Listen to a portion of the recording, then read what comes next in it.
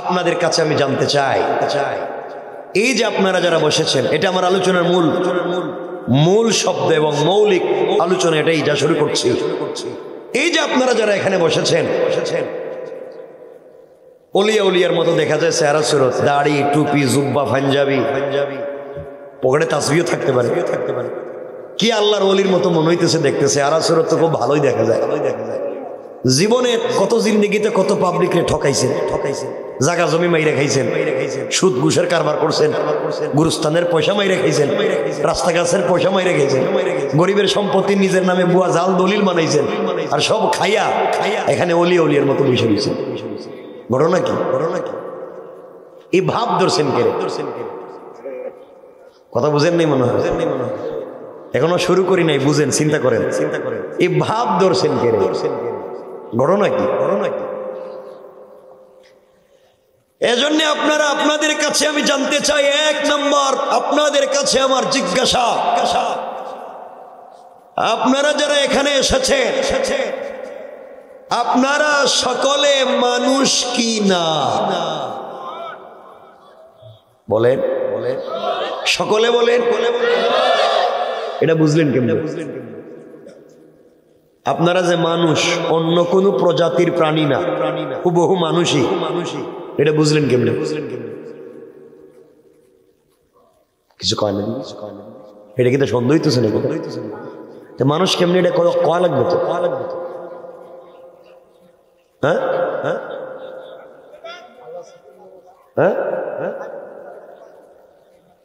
খাড়ি বান্দার, এটা কিন্তু খাড়ি বান্দার না সবগুলা, যেগুলো বুঝে কন মানুষ কেমনে হেঁটে কন। আমার সাথে কথা বলা লাগবে, বৈশাতে গেলাম নাই, কথা তো বলতে পারেন, বিচারে গিয়ে তো 500 টাকা খাইয়া বিচার করতে পারেন, কথা কইতে পারেন, ঠিক কিনা? 500 টাকা দিলে বিচারে তো সব খায়া বলা, কিন্তু এখন কথা কইবেন না, কথা কই লাগবে। বলেন আপনারা মানুষ কেমনে? কথা বলতে পারেন, এটাই মানুষ। ওরে আল্লাহ রে, হ্যাঁ, যার ভিতরে হুশ আছে, হুশ আসেনি আপনাদের ভিতরে? এই হুশ থাকলে কি আর গরিবের জায়গা জমি নিজের নামে জাল দলিল করত? গরিবের সম্পত্তি দখল করত? মসজিদ মাদ্রাসার পয়সা মাইরা খাইতো? এই সমাজে মসজিদের কেসের পয়সা মাইরা খায়, মাদ্রাসার জায়গা দখল করে, গরিবের সম্পত্তি নিজের নামে বুয়া জাল দলিল করে, গুরুস্থানের পয়সা মাইরা খায়, এরপরে দেখবেন হজেও যায়। কথা বলেন না কেন? এগুলো এলাকায় নাই। এ ভাব ধরছেন কে রে? ভাব ধরছেন। হ্যাঁ, আপনারা মনে করতে পারেন আপনাদের হাত আছে, পা আছে, পঞ্চ ইন্দ্রিয় আছে, নাক কান চোখ মুখ আছে, দেখতে মানুষের মতো মনে হয়, এই জন্য আপনারা মানুষ।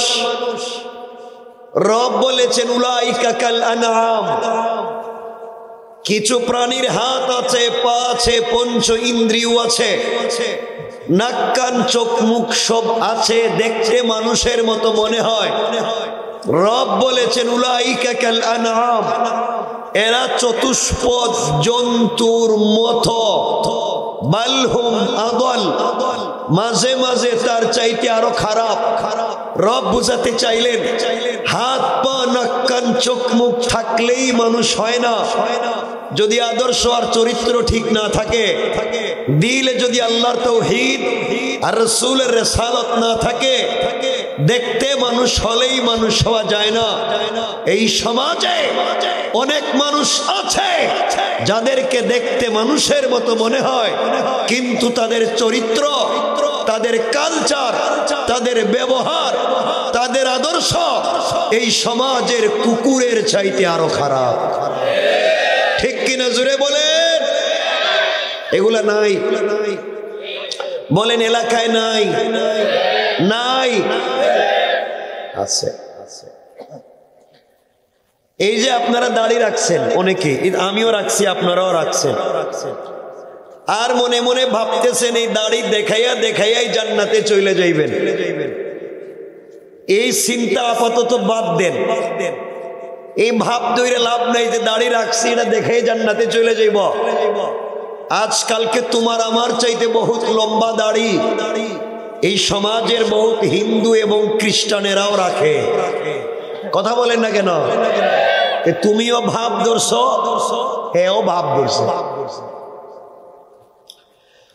আপনারা বলবেন মাথায় সুন্দর একটা টুপি দিয়া অথবা ডিজাইন করে একটা পাগড়ি মাথায় দিলেই বোধহয় আল্লাহর ওলি হওয়া যায়, উনি বোধহয় বড় পীর সাহেব হুজুর।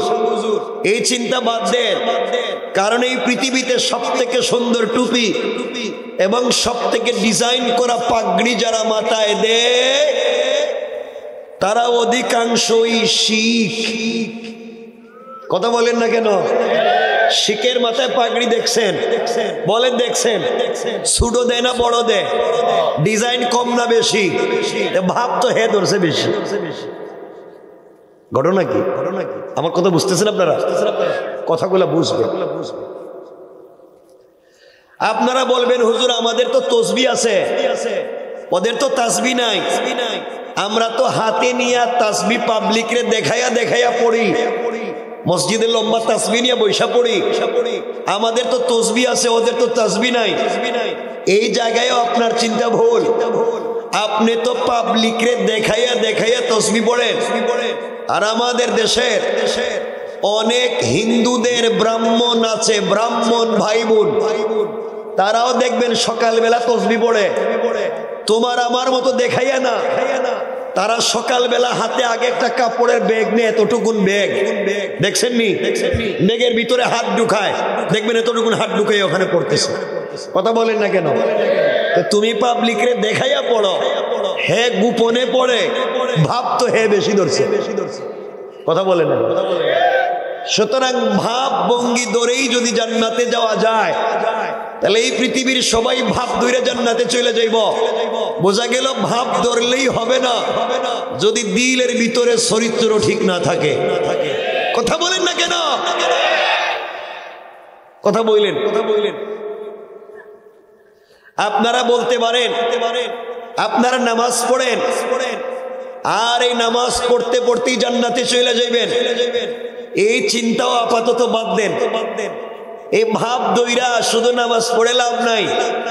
যদি আপনার চরিত্র ঠিক না থাকে, আপনি সুদও খাইবেন, ঘুষও খাইবেন, ফেন্সিডিল আবার ব্যবসাও করবেন, গরিবের জায়গা জমি দখল করবেন, নামাজে সেজদা দিবেন। আল্লাহ কয় বাটপার খবর কি? পাবলিকরে ঠকাই এখন আমার কাছে আইসুস করে। কথা বলেন না কেন? এলে বুঝা গেল শুধু নামাজই আপনাকে জান্নাতে নিবে না যদি আপনার চরিত্রের পরিবর্তন না হয়। কারণ সালাত তোই সালাত, রব বলেছেন ইন্নাস সালাতা তানহা আনিল ফাহশাই ওয়াল মুনকার। সালাত যদি কমপ্লিট কবুল হয় তাহলে লোকটা অশ্লীলতা গুনাহ ছেড়ে দিবে। আপনি গুনাহও করবেন, নামাজও পড়বেন, বুঝবেন যে আপনার নামাজ জিন্দেগিতেও কবুল হয় নাই। কথা বলেন না কেন? আমার কথা বুঝছেন নি আপনারা? না বুঝেন নাই? এই এলাকায় এমন লোক নাই যে সুদও খায় নামাজও পড়ে? নাই। এই ভাই এই যে লুঙ্গিওয়ালা সাদা লুঙ্গি উঠছো কে? উঠছে কে রে? হ্যাঁ, প্রস্রাবে ধরলে বইলে যাইতে হইব, তাহলে যাইতে পারবো না। নাইলে আমরা মনে করবো আমি যে ওয়াজ করতেছি সেইটা আপনি করছেন। কথা বুঝছেন? যে আমি যা কইতেছি সেইটা আপনি, এই জন্য যাইতেছেন। আমি সোজা কথা বলি তো, মনোযোগ দিয়ে শুনবেন। এই সমাজ ব্যবস্থা, এই এটা কোনটা? মুন্সিগঞ্জে লৌহজং, এই লৌহজং খড়িয়া, এই পুরা এলাকার সমাজ ব্যবস্থা নষ্ট করছেন আপনারা। কে কথা কয় না? হেরা চিন্তা করছেন দাওয়াত দিয়ে আনছে, আমাদের গালিগালাজ করে। আপনি যদি দুঃস্বীকার করেন তাইলে মাপ পাইবেন, আর দুঃস্বীকার না করলে মাপ করে দিবেন আল্লাহ। এই জন্য বলেন এই সমাজ নষ্ট করছে কে? সবাই বলেন। হেরা মনে করতেছে কিছু করে নাই। সমাজ নষ্ট করছে কে?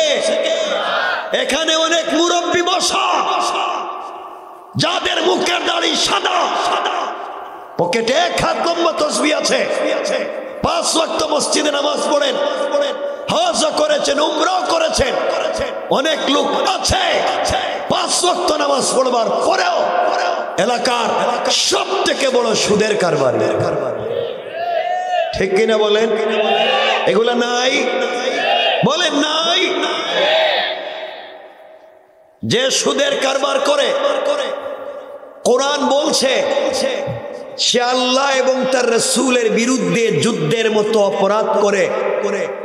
যে সুদের কারবার করে, হাদিস বলছে সে তার মায়ের সাথে জেনার মতো অপরাধ করে। যে নিজের মায়ের সাথে জেনার মতো অপরাধ করে, যে আল্লাহর বিরুদ্ধে যুদ্ধের মতো অপরাধ করে, সে যত ভাব ধরুক না কেন, এই সমাজে মুসলমান পরিচয় দিয়া বসবাস করবার ন্যূনতম অধিকার নাই। কথা বলেন? এলাকায় কেউ আসনি সুদের কারবার করো? এখানে কেউ আসনি? থাকলে একটু হাত তুলে দেখাও যে আমি হেই কামলা। দেখাইতো না, কি অলি হয়ে গেছে। আরে বাপ, হাত উড়াইতেছো না, আমি চিনে ফেলবো। আবার আল্লাহ তো তোমার চিনে। কথা বলেন না কেন? আল্লাহ চিনে কি চিনে না? সমাজ আপনারা নষ্ট করছেন, রাগ কইরেন না, শোনেন। আপনারা নিয়ত করেন জিন্দেগিতে বাইচা থাকলে আমারে দাওয়াত দিবেন না, আর আমিও নিয়ত করলাম জিন্দেগিতে বাইচা থাকলে আইতামি না। তাইলে তো আর কোনো ভেজাল নাই। তাইলে এখনকার কথা শোনেন। সমাজ আপনারা নষ্ট করছেন। অনেক লোক আছে এলাকায় আজান হওয়ার পরে মসজিদে নামাজে যায় না। রব বলেছেন হাইয়া আলাল ফালাহ, কল্যাণ আমার কাছে, কামিয়াবি আমার কাছে, ইজ্জত সম্মান আর সফলতা আমার কাছে। আর অনেক লোক আছে আজানের পরে মসজিদে নামাজে না গিয়া 4 দোকানে বৈশা টেলিভিশন দেখে। কথা বলেন না কেন? এগুলো এলাকায় নাই? আর 4 দোকানে বৈশা বদনাম করে, গীবত করে, শিকায়ত করে, সমালোচনা করে, চুগলখুরি করে। কার বউ কার সাথে বাইগা গেল, কার ছেলে কার মেয়েরে নিয়ে গেছে গা, এই নিয়ে মুরব্বীর 4 দোকানে টেনশনের শেষ নাই। কথা বলেন না কেন? এটা নিয়ে মুরব্বীর চিন্তা হওয়ার কোনো বিষয়? নিজে মরলে জান্নাতে যাইব না জাহান্নামে? আজরাইল ধরলে যদি থাপ্পড় মারি ফালায় দেয়, তাহলে কি করতে হইব? এই চিন্তা বাদ দিয়া 4 দোকানে বসে আর একজনের বদনাম করার দরকার আছে। কথা বলেন? এগুলা নাই এলাকায়? ভাব ধরছেন কেন এখানে বসে?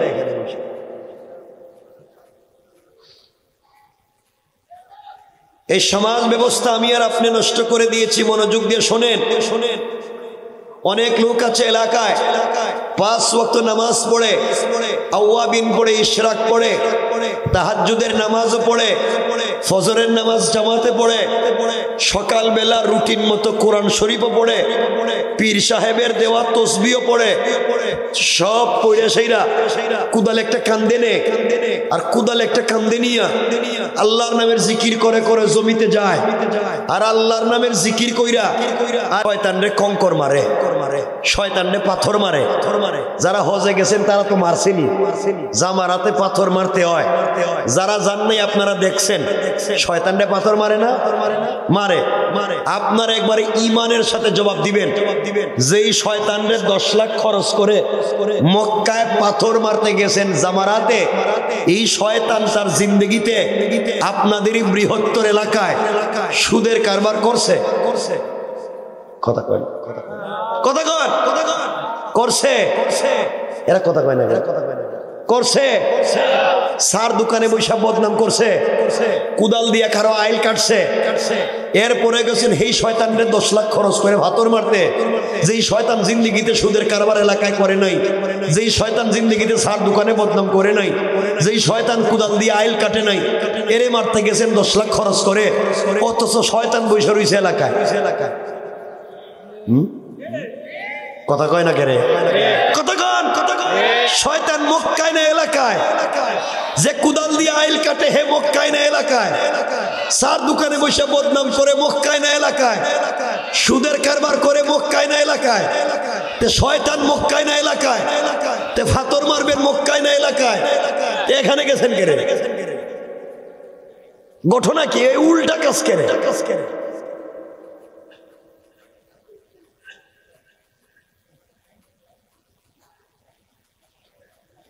সমাজ নষ্ট করে দিয়েছি আমি আর আপনি। কেউ রাগ করবেন না। যারা ভিলেজ পলিটিক্স করেন সব না, ভালো মানুষ আছে, জিন্দা আছে, কিন্তু অধিকাংশই খারাপ। যারা ভিলেজ পলিটিক্স করেন, এলাকার রাজনীতি করেন, এলাকার মডল, এলাকার মাতবর, এলাকার মাতব্বর, এলাকার বিচারী, পঞ্চায়েতের বড় মুরব্বী, এলাকার সর্দার, কসম রব্বে পাকের জাতের এলাকায় অনেক মুরব্বী পাওয়া যায় যারা পঞ্চায়েতের বিচার করতে গিয়া এক কাপ রং চা খাইয়া এদিকের বিচারকে দিকে দিয়া দেয়। ঠিক কিনা বলেন না? এগুলো এলাকায় নাই, বলেন নাই? শয়তান মক্কায় না এলাকায়, তে ফাতর মারবেন মক্কায় না এলাকায়।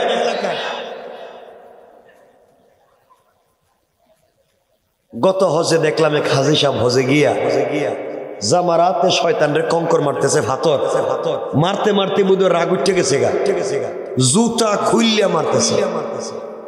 বুঝছেন নি? শয়তান পুরো এলাকায় মাইল লাগাইয়া তুই এখানে বসে রইছিস করে। তা আপনি যে শয়তান রে মক্কায় জুতা খুলে মারতে গেছেন, এই শয়তান জিন্দেগিতে চা খাইয়া বিচার করছে? কথা কয় না। এক প্যাকেট বেনসন সিগারেট পাইয়া কারো পক্ষে বিচারের রায় দিছে? কথা কন। কারো জায়গা জমি নিজের নামে বুয়া জাল দলিল করছে, এরপরে এই শয়তান রেখেছেন জুতা দিয়ে মারতে। জুতা যদি মারাই লাগে, কঙ্কর যদি মারাই লাগে, প্রতিবাদ যদি করাই লাগে, এলাকার এই বদমাইশদের বিরুদ্ধে প্রতিবাদ করা দরকার। ঠিক কিনা বলে? সমাজ নষ্ট এখানে ফাত্তর মারতে গেছে মক্কা, শয়তান অতগুলো দিককে হাসে। আপনাদের অসুবিধা হইতেছে আমার মনে হইতেছে, আমি জানি না অসুবিধা হইতেছে।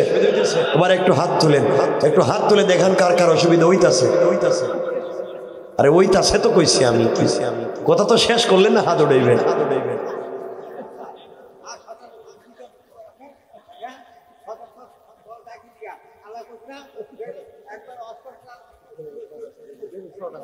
আপনি আস্তে আস্তে কথা কন মুরব্বী, বুঝছে? একটু আস্তে আস্তে কইেন। কথা কি বুঝছেন আমার? সমাজ ভালো না খারাপ? কথা বলে না। ভালো বানাবার দরকার আছে না নাই? বলেন আছে না নাই? এমন হয়ে গিয়েছে আজকালকে দেখবেন ছোট ছোট বাচ্চারা মসজিদে নামাজে যায়, আর কিছু মুসল্লি আছে এদেরকে বাইর করে দেয়। হ্যাঁ, বাইর করে দেয় না? কেন বাইর করে দেয়? কিচ্ছু কইতো না। হ্যাঁ, কথাবার্তা বলে, ডিস্টার্ব করে, দৌড়াদৌড়ি করে, চিল্লাচিল্লি করে, মারামারি করে, নামাজের সামনে দিয়ে দৌড়ে। এই তো বাচ্চা মসজিদে যায়, মারামারি করে, দৌড়াদৌড়ি করে, চিল্লাচিল্লি করে, দুষ্টামি করে, সব ঠিক এবং বাস্তব। কিন্তু বাহির করে দিতে কইছে কেডা? হ্যাঁ, এটা আপনার বাবার লেখা কোনো সম্পত্তি যে আপনি বাইর করে দিবেন? আল্লাহর ঘরে গিয়েছে, দুষ্টামি করলে আল্লাহর ঘরে করেছে, জবাব আল্লাহ নিবে। আপনি বের করে দেওয়ার কে? কথা বলেন। আপনি কে? আপনাকে অথরিটি দিয়েছে? কে আপনাকে পারমিশন দিয়েছে বাচ্চাদেরকে মসজিদ থেকে বের করে দেওয়া?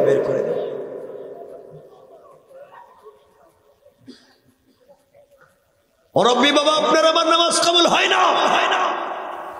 নামাজ পড়ে নিজের ছেলেকে সম্পত্তি ঠিক মতো বন্টন করে দিছ, কিন্তু সম্পত্তি বন্টন করতে নিজের মেয়েকে দেও নাই।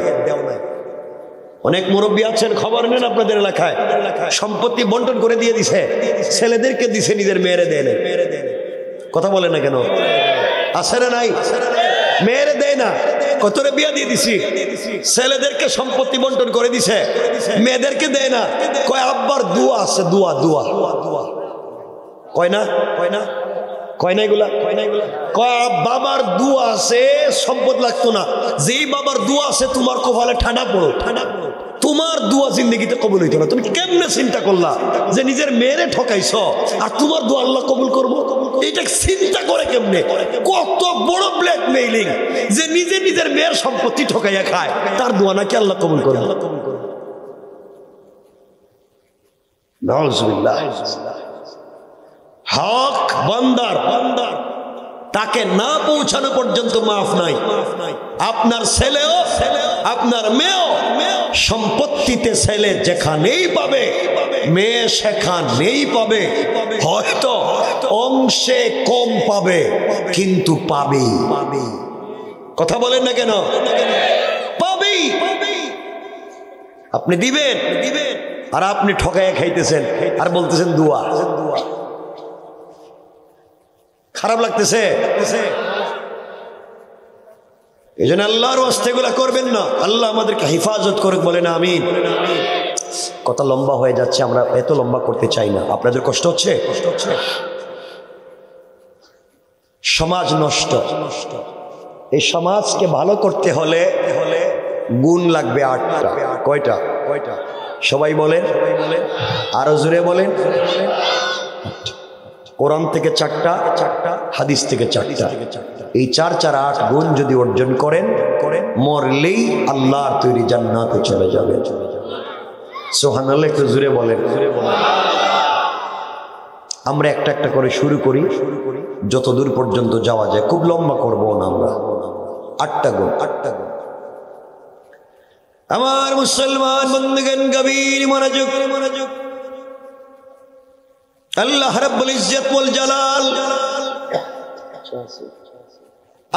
আখিরি জামানার পয়গম্বর সরকারে কায়নাত, দো জাহানের সরদার, নবী রহমত জনাবে মুহাম্মদ রাসূলুল্লাহ সাল্লাল্লাহু আলাইহি ওয়াসাল্লামকে আল্লাহ তাআলা জানিয়ে দিয়েছেন, বন্ধু আমার, দুনিয়ার জমিনে যারা আমি আল্লাহর গোলাম দাবি করবে, আশিক রাসূল দাবি করবে, আমি আল্লাহর গোলাম যারা নিজেকে মনে করবে, বান্দারে আল্লাহর গোলামের গুণ কি, কোয়ালিটি কি, কন্ডিশন কি, আমার আল্লাহ কোরআনে কারীমের 19 নম্বর পারা 25 নম্বর সূরা আল ফুরকানের 63 নম্বর আয়াত থেকে এক এক করে বর্ণনা করলেন। আমার আল্লাহ বললেন, ওয়া ইবাদুর রাহমানিল্লাযীনা ইয়ামশুনা আলাল আরদি হাওনা। আল্লাহ রাব্বুল ইজ্জত ওয়াল জালাল বলছেন, মুসলমানেরা, এই দুনিয়ার জমিনে যারা আমি আল্লাহর গোলাম দাবি করবে, আশিক রাসূল দাবি করবে, আল্লাহর গোলাম যারা দুনিয়ার জমিনে নিজেকে মনে করবে, আল্লাহর গোলামের 1 নম্বর গুণ হলো, আমার গোলাম দুনিয়ার জমিনে কোনোদিন অহংকার করতে পারে না। এই বৃহত্তর খড়িয়া এলাকায় আল্লাহ যাদেরকে টাকার মালিক বানিয়েছে, পয়সার মালিক বানিয়ে দিয়েছে, মিল ফ্যাক্টরির মালিক বানিয়ে দিয়েছে, গাড়ির মালিক, বাড়ির মালিক, সম্পদের মালিক বানিয়েছে। আপনি যদি সম্পদের কারণে, ক্ষমতার কারণে দুনিয়ার জমিনে অহংকার করেন, আবার আল্লাহ চাইলে 10 তলা থেকে থাবড়াইয়া গাছতলায় নামাইয়া দিতে আমার আল্লাহ 1 মিনিটও দেরি হবে না। কোন ঠিক কিনা?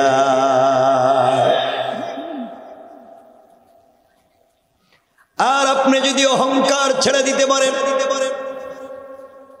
চলার পথে নিজেকে ছোট করে ফেলতে পারেন, মাটির সঙ্গে মিশাইয়া দিতে পারেন, আমার আল্লাহ চাইলে গাছতলা থেকে বাঁশতলা থেকে কান ধরে 10 তলার মালিক বানাইয়া দিতে আমার আল্লাহর 1 মিনিটও দেরি হবে না। কোন ঠিক কিনা? ঠিক কিনা বলেন? আল্লাহ পারবে? কথা বলেন, পারবে? আপনারা অহংকার করেননি না, আপনারা তো ওলিয়া, কথার ডাইরেক্ট না, এটা মুখস্থ করে রেখে দিচ্ছে। অহংকারের গাঠটি ভিতরে ঢুকে রেখে দিচ্ছে, ডাইরেক্ট কয় না। দেখবেন এই এলাকায় আগে বেচারা গরিব মানুষ ছিল, গরিব মানুষ হঠাৎ টাকার মালিক হয়ে গেছে। নতুন পয়সার গরমে এখন দেখবেন এলাকার সাধারণ পাবলিকরেও ঠিক মতো চিনে না। কথা বলেন না কেন? আজ থেকে 50 বছর আগে আপনাদের বৃহত্তর খড়িয়ায় খবর নেন, অনেকের ঘরে ছিল লাখ লাখ টাকা, মানে লাখপতি। আজ তার ছেলে মেয়েরা মানুষের বাড়িতে কাজ কাম করে খায়, নাই? আর আজ থেকে 50 বছর আগে এলাকার অনেকের ঘর ছিল ঝুপড়ি ঘর, বৃষ্টি দিলে টিন লাগাবার পয়সা ছিল না। আজকে আল্লাহ তাদের ছেলে মেয়ের ঘরে লাখ লাখ টাকা, কোটি কোটি টাকার মালিক বানাইছে। ঠিক কিনা? কে করতে পারে? সবাই বলেন না কে? খবরদার, চলার পথে অহংকার করা যাবে। অহংকার যে শুধু আপনাদের ভিতরে ঢুকছে তা না, আমরা যারা হুজুর আমাদের ভিতরে অহংকারের গাঠটি ঢুকে গেছে। হ্যাঁ হ্যাঁ, ঠিক নেই? ঠিক, এটা বুঝলেন? এটা তো ওয়াজি করলাম না, এটা দিকে আগে ঠিক হইতেছে, মানে হুজুরের কথা আইছে তো একটু আগে মেরে দিই। মানে যত বেশি হুজুরের বিরুদ্ধে কথা হেতেই শান্তি, ডাইরেক্ট ঠিক। সব না মাঝে মাঝে দেখবেন কেউ যদি এলাকায় বড় হুজুর হয়ে যায়, মাঝে মাঝে এলাকার বড় হুজুর, তিনি দেখবেন চলার পথে আর সাধারণ পাবলিক রে সালাম দেন না। ঠিক না? আমি সালাম দিব কেরা? আমি তো বড় হুজুর, আমারে সালাম দেও। বড় হুজুর রে সালাম দিলে জবাব দেয় না, ঠিক আছে ঠিক আছে ঠিক আছে কিতা, বড় হুজুরের দিকে যাইতেছে। আপনি চিন্তা করেন, ওয়াজে শুনছি বড় বড় হুজুরদের সঙ্গে মুসাফা করলে সগীরা গুনাহ মাফ হয়। এদিকে হুজুর যাইতেছে, হুজুর একটু মুসাফা, না না ঠান্ডা লাগতেছে, হুজুর হাত দিতে চায় না। কিন্তু মুসাফার সময় যদি বড় হুজুরের হাতে এই যে এটা কিতা টিস্যু না, আরে পয়সা কোন, হাদিয়া হাদিয়া হাদিয়া, এই যে হাদিয়া, হুজুর একটু একটু হাদিয়া আমার ছেলে দিছিল, এটা মুসাফা, থ্যাংক ইউ ভেরি গুড, আবার এই শরৎ দিও। ঘটনা কি? তোমার এক এক জায়গায় এক এক সিস্টেম করে, এক এক জায়গায় এক এক চরিত্র করে। অহংকার করা যাবে? সবাই বলতে হইব, যাবে? আরো জোরে বলেন, যাবে না। এখন যদি আমরা আলোচনা শুরু করি, চমৎকার একটা আলোচনা। অহংকার করলে ক্ষতি কি, অহংকার ছেড়ে দিলে লাভ কি? তাহলে আমাদের ন্যূনতম সময় লাগবে 3 ঘন্টা শুধু অহংকার। এই টপিক, অহংকার করলে ক্ষতি কি, এত লম্বা সময় বসতে পারবেন না আপনারা।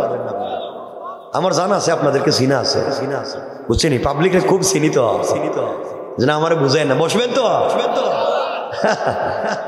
কতক্ষণ পরে আমার বাড়িতে সমস্যা, আমার ছেলের অবস্থা দিতে হইতেছে। শোনেন, 1 নম্বর অহংকার করা যাবে। 2 নম্বর শোনেন, মনোযোগ দিয়ে শুনুন, সামনে খুব গুরুত্বপূর্ণ কথা। আল্লাহর গোলামের 2 নম্বর গুণ আল্লাহ বললেন, ওয়াইদা খাতাবাহুমুল জাহিলুনা ক্বালু সালামা। আল্লাহ রাব্বুল ইজ্জত ওয়াল জালাল বলছে, মুসলমানেরা, এই দুনিয়ার জমিনে যারা বি আল্লাহর গোলাম দাবি করবে, আশিক রাসূল দাবি করবে আমি আল্লাহর গোলাম, নিজেকে মনে করবে বান্দারে আমি আল্লাহর গোলামের 2 নাম্বার গুণ হলো আমার গোলামকে কেউ গালি দিলে গালির জবাব দিবে না, আঘাত করলে আঘাতের জবাব দিবে না, গীবত শিকায়াত সমালোচনা করলে জবাব দিবে না, বরং আমি আল্লাহর গোলামকে কেউ যদি গালি দেয় আমার গোলাম গালির জবাবে গালি না দেয়া ওই ব্যক্তির জন্য শান্তি আর সালামতের দোয়া করে যায়। পড়েন সুবহানাল্লাহ। আল্লাহর গোলামের 2 নম্বর গুণ গালি দেওয়া যাবে?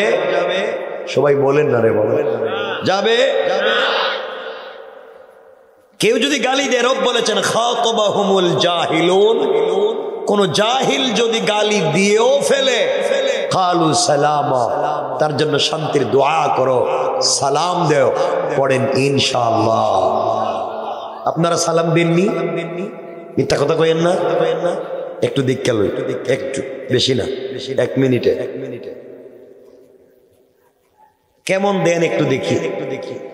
আমাদের কলিজার টুকরা মা আম্মা জান আয়েশা সিদ্দিকা রাদিয়াল্লাহু তাআলা আনহা, আম্মা জান আয়েশা বলেন বিশ্বনবী আমার প্রিয় স্বামী রাসূল পাক যখন ঘরে আসতেন, আম্মা জান আয়েশা বলেন আমি ঘরের দরজার চিপায় দাঁড়িয়ে থাকতাম, পর্দার আড়ালে দাঁড়িয়ে থাকতাম, নবীজি যেন আমাকে খুঁজে না পান। তিনি ঘরের দরজায় এসে আমাকে আয়েশা বলে ডাক দিবেন, আর আমি ঘরের দরওয়াজা খুলে দিয়া ঝাপটি মেরে তাকে জড়িয়ে ধরে তার কপালে চুম্বন দিয়া আমি সর্বপ্রথম তাকে সালাম। সুবহানাল্লাহ বললেন না? কিন্তু আম্মা জান আয়েশা বলছেন আল্লাহে, আল্লাহর জাত ও সিফাতের কসম, আমি আমার জিন্দেগিতে রাসূল পাককে আগে সালাম দিতে পারি নাই, বরং পুরা জিন্দেগি রাসূল ঘরে আসার অনেক দূরে থাকতে তিনি আমাকে সালাম দিতেন। সুবহানাল্লাহ বললেন না? খুব মনোযোগ দিয়ে শুনেন, 1 মিনিট এখানে কয়েকটা শিক্ষা। 1 নাম্বার, রাসূল আয়েশাকে সালাম দিয়েছেন, এর অর্থ হলো বড় ছোটকে সালাম দিয়েছেন। রাসূল বড়, আয়েশা ছোট। রাসূল আয়েশাকে সালাম দিয়েছেন, এর অর্থ বড় ছোটকে সালাম দিয়েছেন। শিক্ষা হলো আপনি বড় লোক, আপনি পয়সাওয়ালা, আপনার বয়স বেশি, আপনি আল্লামা, আপনি মুফতি, আপনি খতিব সাহেব, আপনি ইমাম সাহেব, আপনি প্রিন্সিপাল, রাস্তায় হাঁটার সময় একজন সুইপার, একজন ভ্যানওয়ালা, একজন ঠেলাওয়ালা, একজন মুচি, একজন দিন মজুর, সাধারণ মুসলমানকে সালাম দিতে যদি আপনার কলিজায় বাদে 100% আপনি অহংকারী। কথা বলেন, কথা বলেন, ঠিক কিনা জোরে বলেন? কেন আপনি দিলেন না? 2 নাম্বার, রাসূল আয়েশাকে সালাম দিয়েছেন, এর অর্থ হলো রাসূল বাহির থেকে এসে ঘরে সালাম দিয়েছেন। শিক্ষা হলো বাহির থেকে আসলে ঘরে সালাম দিতে হয়। রাসূল বলেছেন আহলাল বাইত, কেউ যদি না থাকে ফেরেশতারা তো আছে, তোমরা সালাম দিও। শিক্ষা হলো বাহির থেকে আসলে ভিতরে সালাম দিতে হয়। আপনারা আগে থেকেই এখানে বসা, আমি বাহির থেকে এখানে এসেছি, সুন্নত আমি আপনাদেরকে সালাম দিব। শিক্ষা হলো উস্তাদ ছাত্রদেরকে সালাম দিবেন, টিচার স্টুডেন্টকে সালাম দিবেন, কারণ ছাত্ররা আগে থেকেই ক্লাসে বসা থাকে, উস্তাদ বাহির থেকে ক্লাসে আসেন, নিয়ম উস্তাদ ছাত্রকে সালাম দিবেন।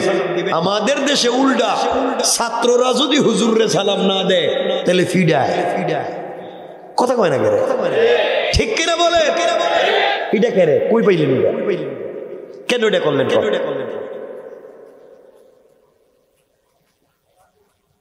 সব করেন আর ভাব ধরে বসে রয়েছেন।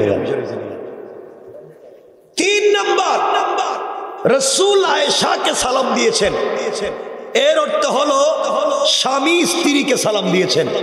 রাসূল স্বামী, আয়েশা স্ত্রী, রাসূল আয়েশাকে সালাম দিয়েছেন, অর্থ স্বামী স্ত্রীকে সালাম দিয়েছেন। শিক্ষা হলো আপনিও বাহির থেকে ঘরে গেলে আপনি স্বামী স্ত্রীকে সালাম দিবেন। ঠিক কিতা ঠিক কিতা আবার ঠিক আবার ঠিক ঠিক তো আমি জানি আমি কি মিথ্যা কইতেছি? হ্যাঁ ঠিক কইতেছে ইনশাল্লাহ কইব কই ঠিক সব জায়গায় ঠিক মাইরা দিতেছে এটা তো সালাক কম না আমি কি মিথ্যা কইতেছি? কই ঠিক বলেন ইনশাআল্লাহ আওয়াজ করে বলেন ইনশাআল্লাহ রাসূল যদি নিজের বউরে সালাম দিতে পারছেন মানে আপনারা সত্য কথা কন আপনারা নিজের বউরে সালাম দেননি মিথ্যা কথা কইবেন না ভাই তুমি কিন্তু একলা বিয়ে করছো না এতগুলা মানুষ তুমি একলা হাত উড়াইলো সালাম দেন না হ্যাঁ কেটা কইছে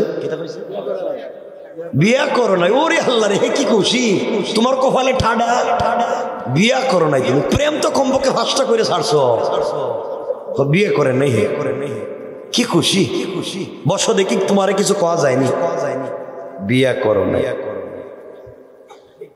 সালাম দিবেন তো স্ত্রী রে দেন না কেন হেডে কন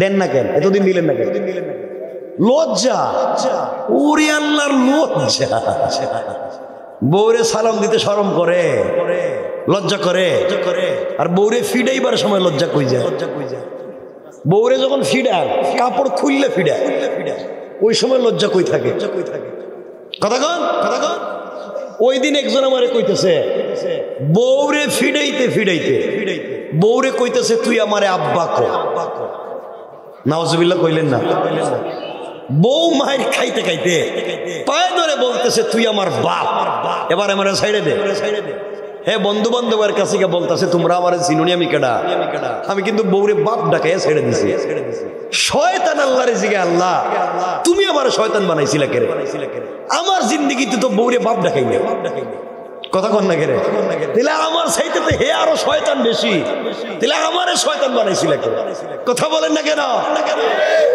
আর হেরা এখানে বসে রইস ফিডায় না তখন বউ মনে হয় ফিডায় বউ ফিডায় খাইছে রে এলাকায় নাকি বউ ফিডায় ঠিক নেই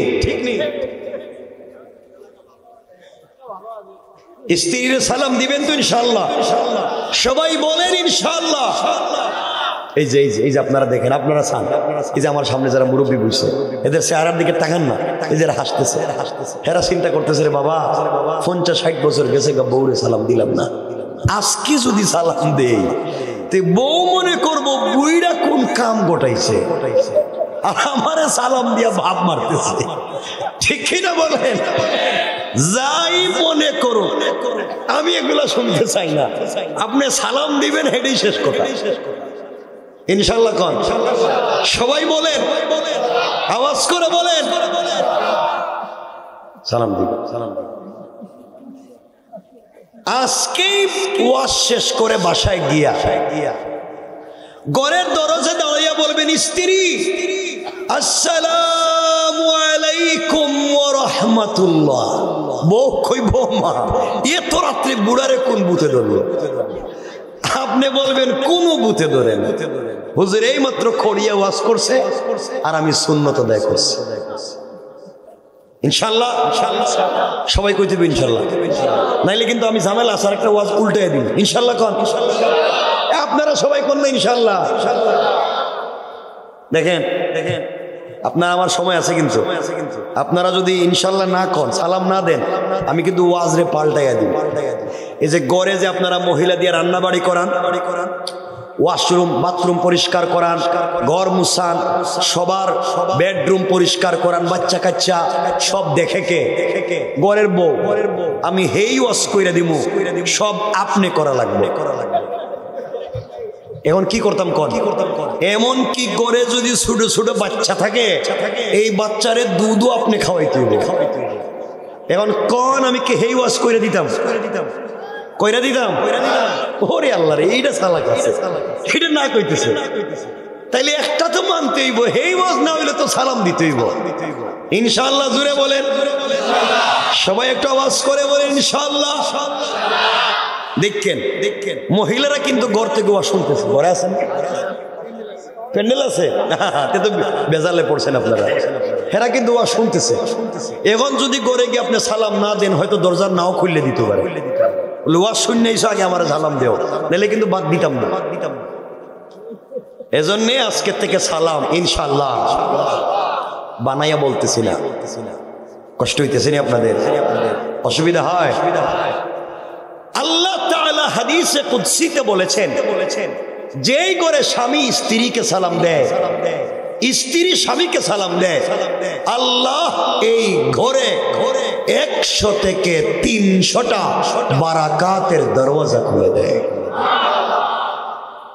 আরেকটা হাদিসে রাসূল বলেছেন, কোন স্বামী যদি স্ত্রীকে ভালোবেসে আদর করে সালাম দেয়, স্ত্রীও সেম সালাম দেয়, তাদের হার্ট এবং কিডনিতে যদি কোনো রোগ থাকে আল্লাহ তাও মুক্ত করে দিবে। সুবহানাল্লাহ, একটু জোরে বলেন। তাইলে কমপক্ষে আজকে থেকে সালাম দিবেন কোন ইনশাআল্লাহ। সবাই বলেন ইনশাআল্লাহ। এই ছেলে, তুমি যে ইনশাআল্লাহ কইতেছো রে বাবা, এই যে ছোট ছেলে আপনি, এটার বয়স তো 3 বছর, 4 বছর, এর বিয়ে করতে আরো 30 বছর বাকি, হে এখনো ইনশাআল্লাহ রেডি। আর আমি যারাদেরকে মইরে যাইতেছে কইতে কইতে হেরা ইনশাআল্লাহ করে, হেরা অ্যাডভান্স। আজকে থেকে সালাম কোন ইনশাআল্লাহ।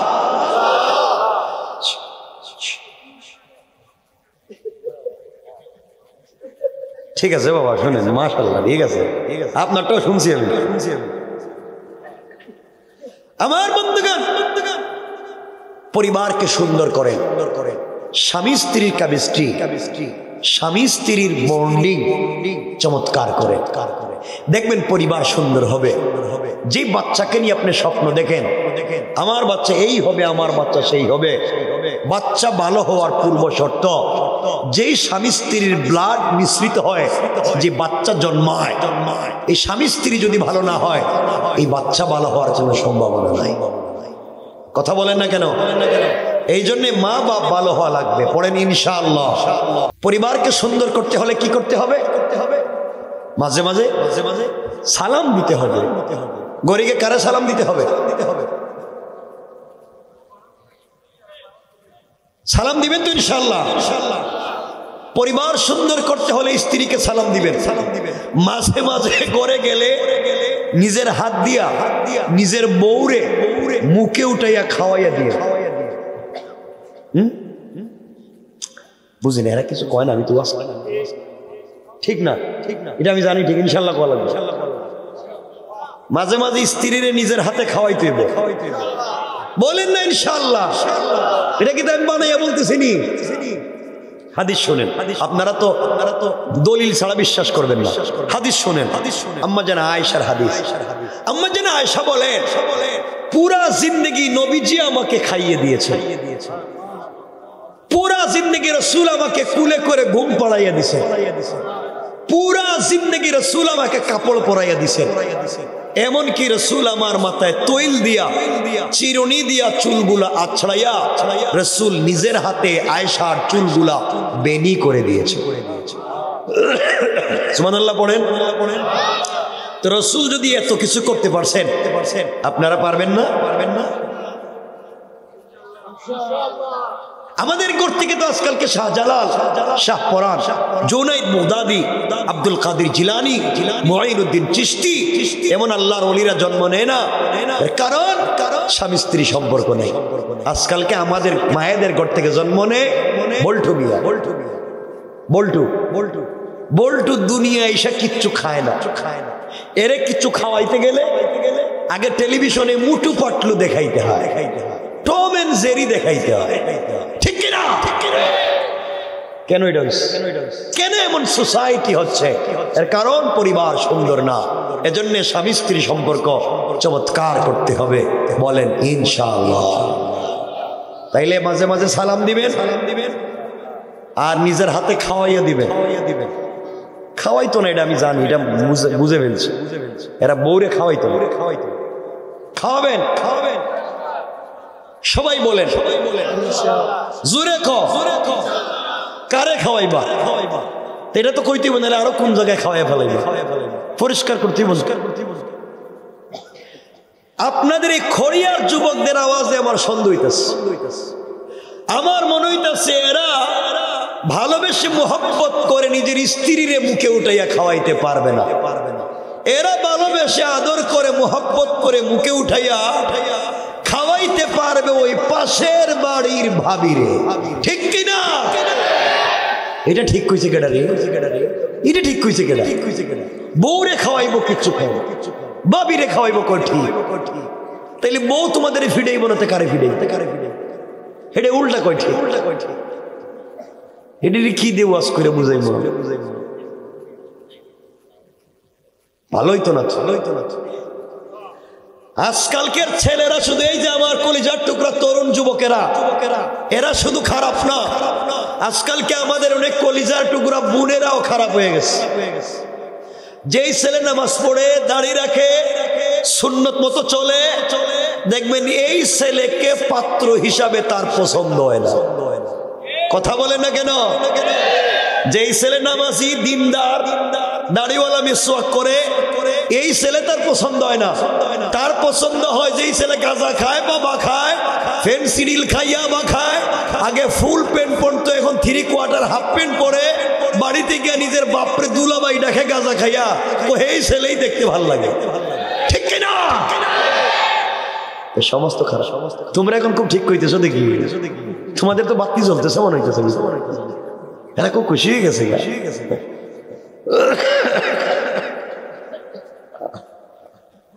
আমার অসুস্থতা, কথাও বলতে পারতেছি না ঠিক মতো। না, ওটা ফালাইয়া দাও। আপনাদের কষ্ট হচ্ছে বাবা? আমি কি সংক্ষেপ করে দেব?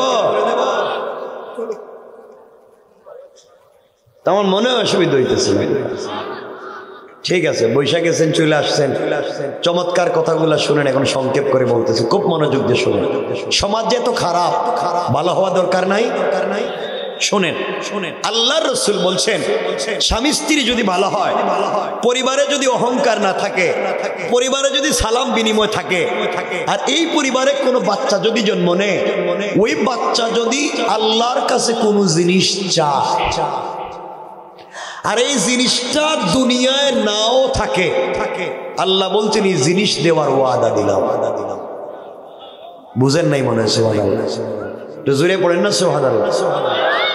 মানে পৃথিবীতে এই জিনিসের কোনো অস্তিত্ব নাই। আপনি চাইয়া বসছেন এটা আমার লাগবে, আল্লাহ বলছেন এটা আমি দিয়ে দিব। না আরো আসতে কোন সুবহানাল্লাহ, জোরে কওয়া লাগবে সুবহানাল্লাহ। আমি একটা জিনিস এতক্ষণে বুঝলাম, এই যে বাঁশের এই সাইডে আওয়াজ একটু দেয়, এই সাইডে দেয় না। হেরা কিটা রোহিঙ্গা নাকি? হিরে তো খোয় না, অথচ আমার কাছে বইছে হেরা। মুরব্বী বেশি না তো, সমান সমানই দেখতেছি। এজন্য সবাই জুড়ে বলেন ইনশাআল্লাহ। আরো জোরে কোন ইনশাআল্লাহ। এই জোয়ান, তোমরা তো পিছনে বইছো, ওই যে তোমরা পিছনে মাথা নিচে করতেছে কেন? তোমরা তো ওই যে 14 তারিখ গেছে না, 2 দিন আগে, তোমরা কি করো নাই? কত কি করছো না এলাকায়? ডেক সেট লাগাই, আমি জানি না, ডেক সেট লাগাইয়া টাকার উপরে উঠিয়া পুরো এলাকা খাইয়া বলাইছে। ঠিক কিনা? এটাও ঠিক কইছে। এখানে আছে মনে হয়, এটা আছে এখানে, গানেও ছিল, এখন ওয়াজে আইছে, সব জায়গায় হেরা আছে। খুব মনোযোগ দিয়ে এখনকার কথা শুনে কি বলতেছে, খুব মনোযোগ, কথা শেষ করব আমরা, 12টা হয়ে যাচ্ছে।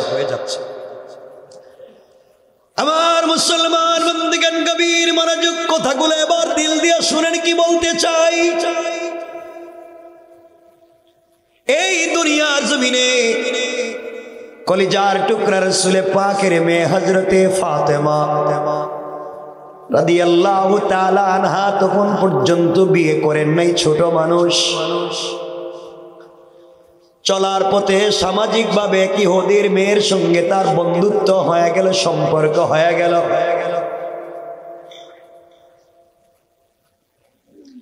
কেউ বলেছেন এই সম্পর্কের বয়স 5 বছর, কেউ বললেন 6 বছর, কেউ বললেন 12 বছর।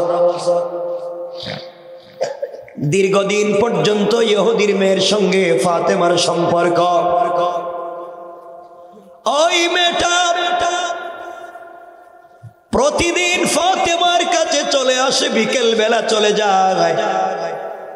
ফাতেমার আদর্শ দেখে, চরিত্র দেখে মুগ্ধ। ওই মেয়েটা তখন পর্যন্ত মুসলমান হয় নাই। মেয়েটা একদিন তার বাবার কাছে গিয়েছে।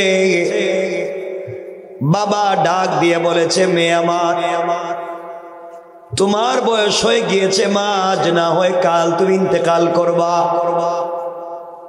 তোমাকে আমি বিয়ে দিতে চাই, তোমার বয়স হয়ে যায়। আমার মেয়ে, তোমাকে আমি বিয়ে দিতে চাই, তুমি কি বিয়েতে রাজি? আমাকে বলো। মেয়ে ডাক দিয়ে বলতেছে, আব্বা যান, আপনি আমার জন্য ছেলে ঠিক করবেন, আমি কেন রাজি হব না।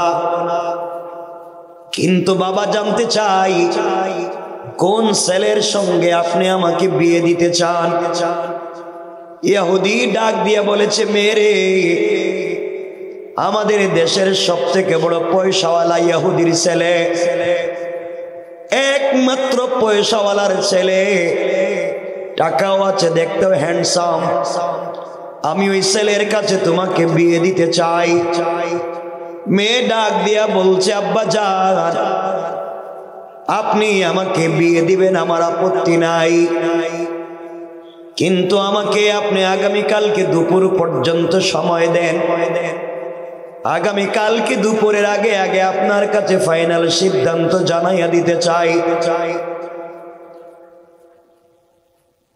মেয়েটা বাবার কাছ থেকে সময় নিয়ে কারো কাছে যায় না। আস্তে আস্তে করে ওই মেয়েটা ফাতেমার কাছে চলে এসেছে। ডাক দিয়ে বলেছে, বোন রে, এই পৃথিবীতে একমাত্র তোমাকে আমানতদার বিশ্বস্ত মনে করি। আমি আমার মা বাপকে এতটুকু আমানতদার মনে করি না। জীবনে তোমার কাছে আমার লাইফের সব থেকে ফাইনাল সিদ্ধান্ত নিতে পরামর্শ করতে আসছি। এই পৃথিবীতে আমার দেখা তোমার কাছে যত মেয়ে মানুষ পরামর্শের জন্য এসেছে যাবৎকালে, পৃথিবীর সকল নারীদেরকে উত্তম পরামর্শ দিয়েছ। ও ফাতেমা, আমিও তোমার কাছে এসেছি, বলো না, তুমি কি আমাকে চমৎকার পরামর্শ দিতে পারবা? ফাতেমা ডাক দিয়ে বলেছে, বোন রে, বলো না, কি জানতে চাও বলো। মেয়ে ডাক দিয়ে বলছি, ফাতেমা, আমার বাবা আমার জন্য ছেলে ঠিক করেছে, বিয়ে দিতে চায়। এক ইহুদির ছেলে, পয়সাওয়ালার ছেলে। তোমার কাছে আমি পরামর্শ চাই, এই বিয়েতে রাজি হলে আমার কল্যাণ হবে নাকি ক্ষতি হবে? ফাতেমা বলছেন, বোন রে, তুমি ইহুদি, আমি মুসলিম, আমি কি বলবো, তোমার লাইফে কি হবে? মেয়ে ডাক দিয়া বলেছে, ফাতেমা, এই পৃথিবীতে একমাত্র তোমাকে ভালোবাসি আর বিশ্বাস করি, পৃথিবীর কাউকে এতটুকুন বিশ্বাস করি না, এত আমানতদার কাউকে মনে করি না। বলো না, তুমি আমাকে বলে দাও, কারণ তোমার পরামর্শই একমাত্র পরামর্শ। ফাতেমা ডাক দিয়ে বলছেন, শোনো, পৃথিবীর কোনো বাবারাই চায় না তার মেয়েটা কষ্টে থাকো। পৃথিবীর সকল বাবারই চায় তার মেয়েটার ভালো জায়গায় বিয়ে হয়ে যাক, মেয়েটা বাকি জিন্দেগি শান্তিতে থাকো। ও ফাতেমা, ও মেয়ে, আমি বলছি ফাতেমা, তুমি বিয়েতে রাজি হয়ে যাও, মনে হয় তোমার জন্য কোনো কল্যাণ আছে। মেয়ে ডাক দিয়ে বলেছে, ফাতেমা, তুমি বলেছো বিয়েতে রাজি হয়ে যাওয়ার জন্যে, তোমার কথার উপরে আমি বিয়েতে রাজি হয়ে যেতে পারি, কিন্তু বোন রে আমার একটা শর্ত আছে। ফাতেমা বললেন তোমার আবার শর্ত কি? মেয়ে ডাক দিয়ে বলেছে আমার শর্ত হলো এই পৃথিবীর আসমানের নিচে জমিনের উপরে আমার দেখা এই পৃথিবীর সব থেকে শ্রেষ্ঠ আমানতদার ভদ্র মেয়ে হলো ফাতেমা। ও ফাতেমা, আমার শর্ত হলো তুমি যদি আমার বিয়েতে যাও, আমার পাশে বসে আমাকে আশীর্বাদ করো, আমার পাশে বসে আমাকে দোয়া করো। পৃথিবীর সব থেকে শ্রেষ্ঠ মেয়েটা আমার কাছে বসে যদি দোয়া করে, এর চাইতে কল্যাণের কিছু হতে পারে না। তুমি শুধুমাত্র কেবলমাত্র আমার বিয়েতে গেলে আমি রাজি। ফাতেমা ডাক দিয়ে বলেছেন বোনরে, এই দুনিয়ার জমিনে আমি কেমনে তোমার বিয়েতে যেতে পারি? আমি যদি তোমার বিয়েতে যাই, মানুষ আমার বাবাকে গালি দিবে, টিটকারি করবে। মুহাম্মদের মেয়ে কেমনে ইহুদির মেয়ের বিয়েতে আসলো?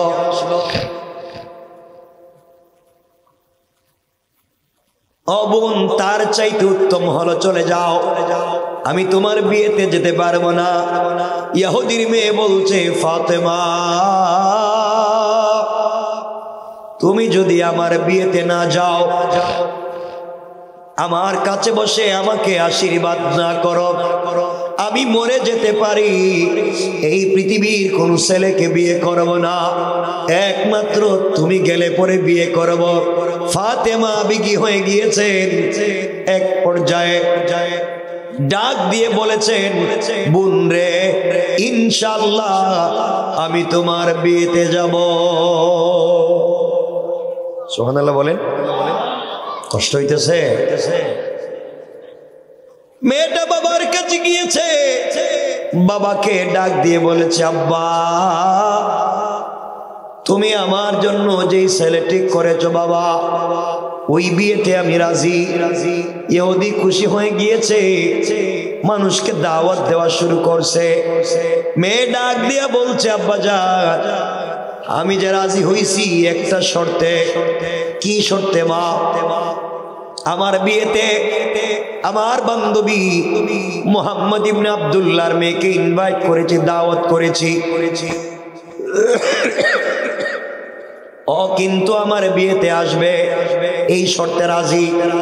কথা শুনে ইহুদির পায়ের রক্ত মাথায় উঠে গিয়েছে, আসমান ভেঙে মাথায় পড়েছে মনে হয়।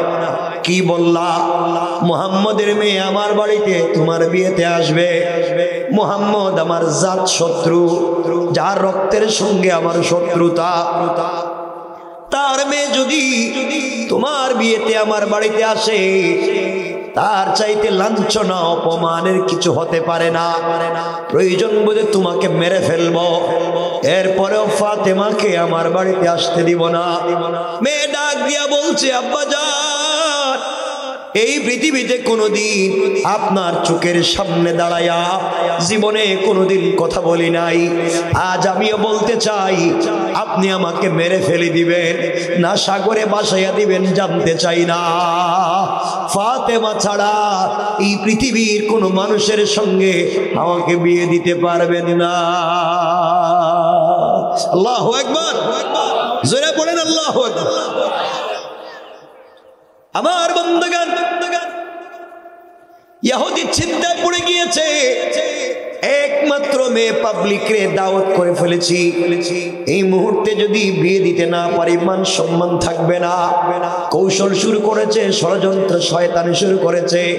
ডাক দিয়া বলেছে মেরে, আমার আপত্তি নাই, তোমার বিয়েতে ফাতেমা আসবে, আমার আপত্তি নাই, কিন্তু মারে আমার একটা শর্ত আছে।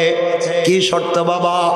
ও আমার মেয়ে, তোমার বিয়েতে আমি যাদেরকে ইনভাইট করেছি সবাই কোটিপতির ছেলে মেয়ে, দামি দামি কাপড় পরে আসবে, দামি দামি অর্নামেন্টস জুয়েলারি পরে আসবে, দামি দামি গিফট নিয়ে আসবে।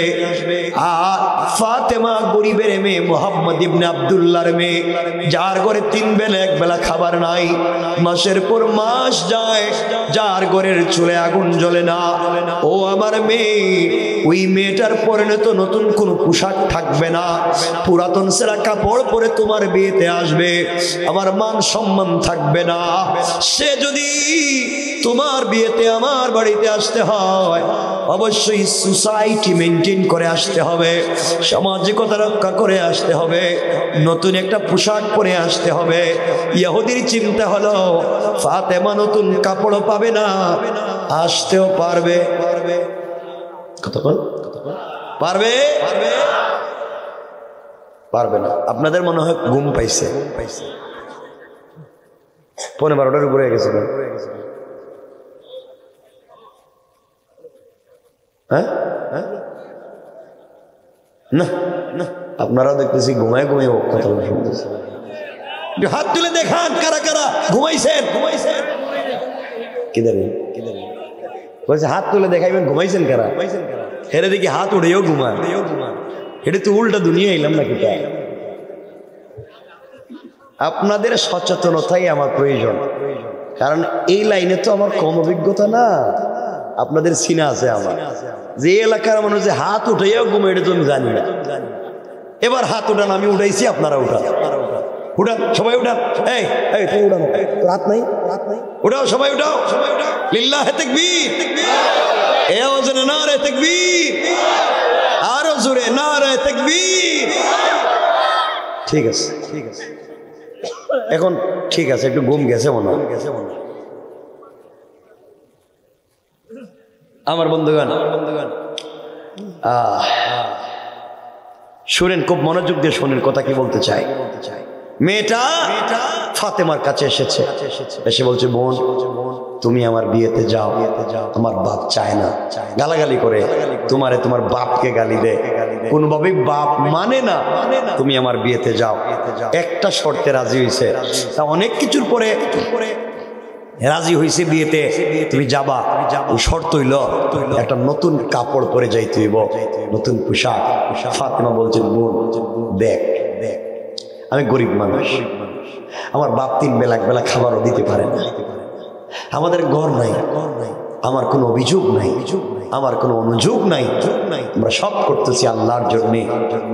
তো এত কষ্ট করে থাকি, আমার তো কাপড় নাই, কাপড়ও পাবো না, বিয়েতেও যেতে পারবো না, যাও যাও। মেয়ে ফাতেমাকে জড়িয়ে ধরেছে আর ডাক দিয়ে বলেছে ও ফাতেমা, তুমি আমাকে অনেক দিন বলেছ, বারবার বলেছ, প্রায় অনেক আগে বলেছ এই পৃথিবীতে তুমি একজনকে মনে প্রাণে ভালোবাসো, এই পৃথিবীতে একজনের সঙ্গে তোমার প্রেম, তুমি বলেছ জীবন যৌবন দিয়ে তাকে ভালোবাসো, তাকে না পাইলে তুমি বাঁচবা না, তোমার জীবন মরণ তার জন্যে। ও ফাতেমা, তুমি আমাকে বলেছ তাকে পাওয়ার জন্য সারাদিন রোজা রাখো, তাকে পাওয়ার জন্য সারা রাত নামাজে কাটাইয়া দাও, তুমি বলেছ তোমার সেই প্রেমিকের নাম আল্লাহ, তোমার সেই ভালোবাসার পাত্রর নাম আল্লাহ। তুমি আমাকে বলেছ ফাতেমা তোমার আল্লাহ তোমার বাবাকে উহুদ পাহাড় পরিমাণ স্বর্ণ আর সম্পদ দিতে চাইছে, তোমার বাবা কিন্তু নেয় নাই। তুমি বলেছ তোমার আল্লাহ আসমান জমিন বানাইছে, তোমার আল্লাহর অনেক ক্ষমতা, অনেক প্রভাব, অনেক শক্তি। ও ফাতেমা, যাকে পাওয়ার জন্য সারা রাত না ঘুমাইয়া কান্না করো, তার যদি এত শক্তি আর সামর্থ্য হয়, সে কি তোমাকে একটা নতুন পোশাকের ব্যবস্থা করতে পারে না? আমার মন বলছে তুমি একা একা তাকে ভালোবেসে যাও, সে কিন্তু তোমাকে ভালোবাসে না। সত্যি যদি সে তোমাকে ভালোবাসতো তাহলে তোমার কথা শুনতো। ও আমার বোন ফাতেমা, তুমি যদি তোমার আল্লাহর কাছ থেকে কোনো জিনিস আদায় করতে পারো, কোনো সিলায় একটা কাপড়ের ব্যবস্থা করতে পারো, আমিও কথা দিলাম কালিমা পড়ে মুসলমান হয়ে যাব। আল্লাহর কথা শুনে ফাতেমা বেগী হয়ে গিয়েছেন, দাঁড়িয়ে চোখের পানি ছেড়ে দিলেন আর বললেন বোন রে, ইনশাআল্লাহ কথা দিলাম তোমার বিয়েতে যাব এবং এই পৃথিবীর সব থেকে দামি কাপড় পরে যাব। সুবহানাল্লাহ জোরে পড়েন। আমার বন্ধুগণ আস্তে আস্তে করে মেয়েটা বাপের কাছে গিয়ে বলছে, আব্বা ফাতেমা কিন্তু বিয়েতে আসবে এবং সে বলছে নতুন কাপড় পরে আইব। ইহুদি কয় নিজের নাই থাকবার জায়গা, হ্যাঁ নাকি কাপড় পরবো। মানে কৌশল হইল কাপড়ও পাবে না, আসতেও। আল্লাহ কথা শুনছেন, কথা কয় না, শুনছে। আল্লাহ কয় শয়তান আমার ফাতিমারে যাইতে দিবি না, তোমরা যাইতে দিবি না সিদ্ধান্ত নিছ, আর আমি সিদ্ধান্ত নিলাম ফাতেমাকে বাড়িতে পাঠাবো না। সুবহানাল্লাহ এটা আগামী কালকে কইয়েন, ওয়াজের পরে সুবহানাল্লাহ কইয়েন, যেরকম সুবহানাল্লাহ কন। এখন কিন্তু পাক্কা ওয়াদা, যত আপনাদের আওয়াজ কমবে আমার ওয়াজের টাইমও কমবে। এটা একবারে আর না বইলে শুরু করলাম, দেখবা আওয়াজ কমতেছে, আমি আস্তে আস্তে টাইম কমাই দেব, কারণ 12টা তো হয়েই গেছে। আমার বন্ধুদের কথাগুলো দিল দিয়ে শোনাব। মেয়েটা বাবার কাছে যেই দিন কথাটা বলেছে, ওই দিন থেকে 1 মাস 10 দিন পরে, অর্থাৎ 40 দিন পরে ওই মেয়েটার বিয়ে ছিল। কতদিন পরে ধরেন 40 দিন শেষ। 40 দিনে অনেক ঘটনা ঘটছে, অনেক কেচ্ছা কাহিনী আছে, অনেক ঝড় তুফান গেছে, সব বাতিল, ওয়াজ করতাম না, ডাইরেক্ট বিয়া। ধরেন আগামীকাল কি বিয়ে, 40 দিন শেষ। কয়দিন শেষ? ডাইরেক্ট বিয়া। আগামীকাল কি বিয়ে? আজকে সন্ধ্যার পরে মেয়েটা ফাতেমার কাছে গিয়ে বলছে, বোন কালকে আমার বিয়ে, কাপড় পাইছো? ফাতেমা বলছেন, বোন আমি তো ভুলেই গেছি, তোর যে কালকে বিয়ে এটা তো আমার মনেই নাই। কথা এলে কি আমার বিয়ে হবে না? ফাতেমা বলছেন, দেখ আমি যাকে বিশ্বাস করে ভালোবাসি তার নাম আল্লাহ। দেখুন 1 রাত বাকি আছে বিয়া। আমি যাকে বিশ্বাস করে ভালোবাসি তিনি এমন শক্তির মালিক, তিনি 1 মুহূর্তে আসমানকে জমিন বানাইতে পারে, ধনীকে গরিব বানাইতে পারে, সাগরকে নগর বানাইতে পারে। আমার বিশ্বাস এই 1 রাত্রের ভিতরে আল্লাহ কাপড়ের ব্যবস্থাও করে দিতে পারে। সুবহানাল্লাহ, আর একটু জোরে বলেন। মেয়েটা চলে গেছে বিশ্বাস করে। ফাতেমা গভীর রাত্রে মুসল্লা বিছাইয়া দিছে। তারও রাত্র গভীর, আমাদেরও গভীর, সমান সমান। ফাতেমা গভীর রজনীতে মুসল্লা বিছাইয়া দিয়া সিজদার মধ্যে গিয়ে আল্লাহকে ডাক দিয়ে বলছে, আল্লাহ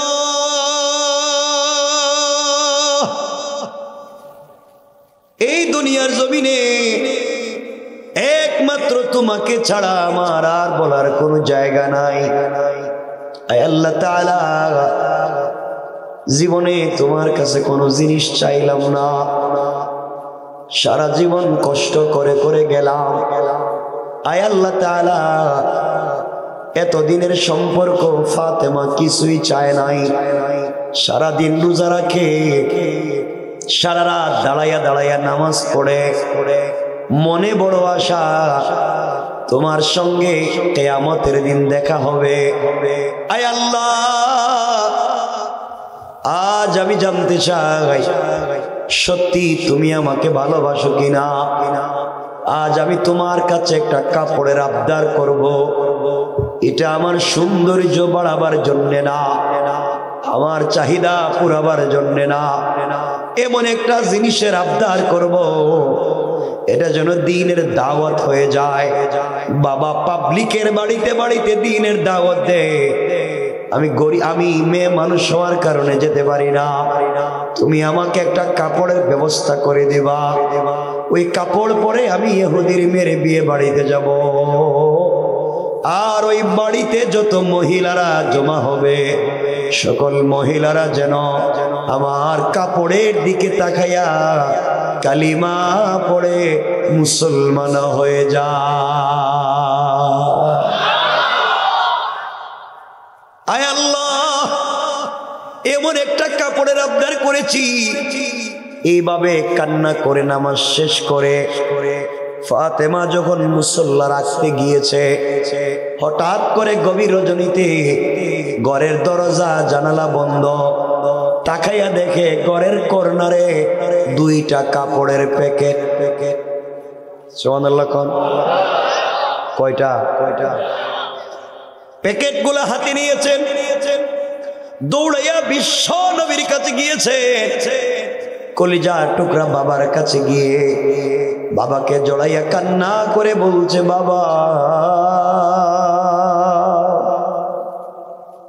আল্লাহর কাছে কাপড়ের আবদার করছি, কে দিয়ে গেল জানি না।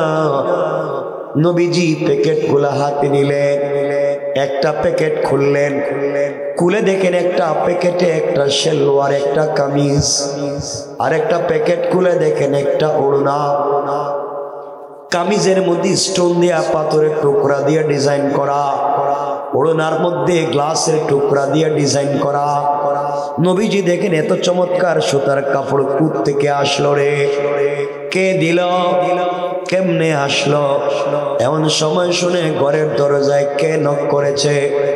নবীজি দরজা খুলে দিলেন, জিবরিল আমিন ঘরের ভিতরে প্রবেশ করলেন।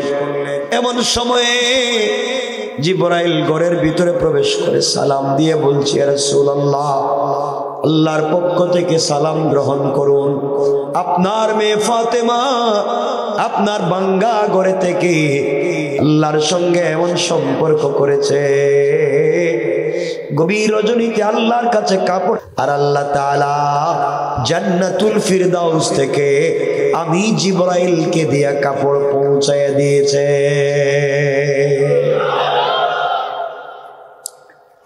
নবীজি কাপড়টা নিলেন, হাউমাউ করে কাঁদলেন। কিছুক্ষণ কান্নার পরে ফাতেমার হাতে কাপড় দিয়ে বললেন, মা, কাপড়গুলা নিয়ে যাও, এই কাপড় পরে তুমি বিয়ে বাড়িতে কালকে যাইও, পর্দার সাথে যাই। এখানে অনেক লম্বা আলোচনা। ফাতেমাকে কেন পর্দার সাথে যাইও নবীজি বললেন, লম্বা আলোচনা। এটা বাদ, ডাইরেক্ট বিয়ে বাড়ি সংকেত।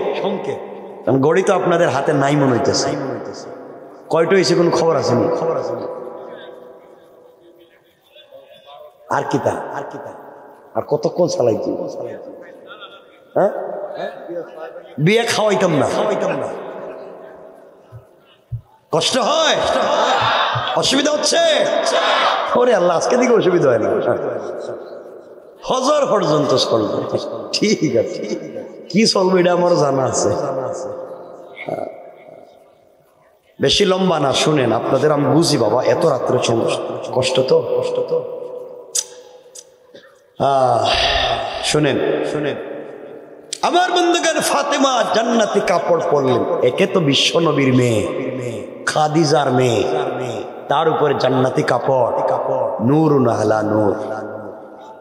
এই কাপড় পরে যখন ইহুদির মেয়ের বিয়ে বাড়িতে গেছে, যাইতে দেরি, পুরাটা বাড়ি জান্নাতুল ফিরদাউসের কাপড়ের গ্রানে মুখরিত হইয়া, জান্নাতুল ফিরদাউসের কাপড়ের আলোতে পুরা বাড়ি আলোকিত হয়ে গিয়েছে।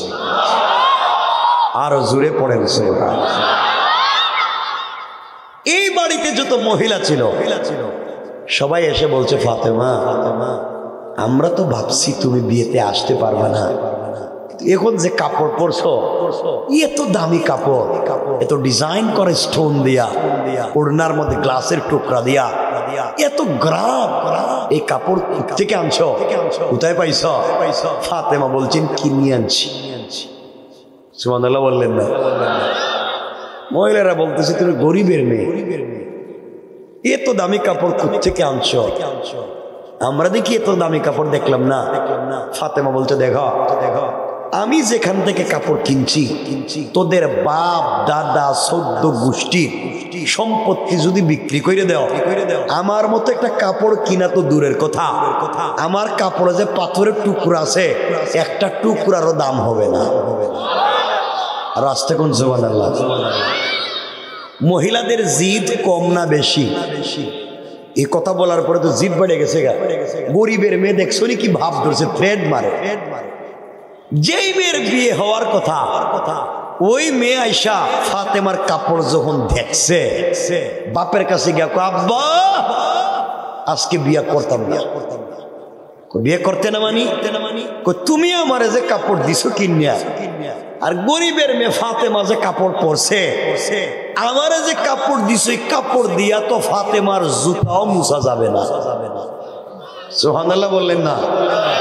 আমি এই বিয়েতে মানি না যতক্ষণ পর্যন্ত তুমি ফাতেমার মতো কাপড় আমারে না দিবা। সুবহানাল্লাহ কর না। এই কাপড় কি পাওয়া যায় আপনাদের এলাকায়? আসেনি? হে কই পাইতো? ইহুদি তো চিন্তা করে এখন এই কাপড় কই পাবো? এটা তো দেখতেছি কোনো মার্কেটের কাপড় না। কে করছে? কে? এই বাড়ির সকল মহিলারা পুরুষদেরকে ডাক দিয়া বলছে, শোনো, এই বাড়িতে আজকে কোনো খাবার দাবার হবে না, এক ফোঁটা পানিও কেউ মুখে দিতে পারবে না যতক্ষণ পর্যন্ত ফাতেমার মতো ড্রেস আমাদেরকে না দিবা। সুবহানাল্লাহ বললেন না? লাগছে নি পেস? সবাই মিলে দৌড়তাছে, কাপড় কই পাওয়া যায়? সবাই মিলে ফাতেমারে ধরছে, বোন বল কাপড়টা কই পাইছ, কত টাকা দিয়ে কিনছ? ফাতেমা বললেন তোদের হার্ট, কিডনি, লাংস, বাল্ব যা আছে সব বিক্রি করলো, কাজ হইতো না। সুবহানাল্লাহ। কোন মার্কেট থেকে কিনছ? ফাতেমা বলছেন আমি যে মার্কেটে গেছি তোমরা এই মার্কেটের নামও জানো না। মহিলারা কই কি আমরা এলাকার সব মার্কেট চিনি, মার্কেটের কোন দোকানে কি পাওয়া যায় হিডাও জানি, সিপা গল্লি কোনটা হিডাও জানি, কোন জায়গায় ফুচকা আছে, কোন জায়গায় ছটপটি আছে হিডাও জানি। এমনকি দেখবেন বউর মোবাইলে স্বামীর নাম্বার না থাকলেও দোকানের ম্যানেজারের নাম্বার আছে। কতক্ষণ না কে রে, সব আছে। এই বাজে যাইতেছি না, আজকে রাত্র হয়ে গেছে গা, নাহলে কেউ উঠতে পারতেন না, একবারে ঠিক করে দিবে। আজকালকে দেখবেন, আমি জানি না আপনাদের এলাকায় নাই মনে হয়, মহিলারা মার্কেটে যায়নি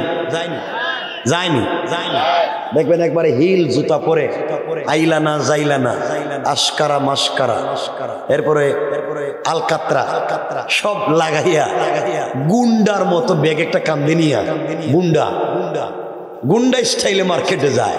আর স্বামী জামাই হে আছে সাথে, বাচ্চা একটা কুলে নিয়ে পিছনে করতেছে। কথা বলে না কেন? হেটা নিয়ে করতেছে কুলে নিয়ে, হে সামনে যায়। আমার বন্ধুগণ এদিকে যাচ্ছি না আজকে।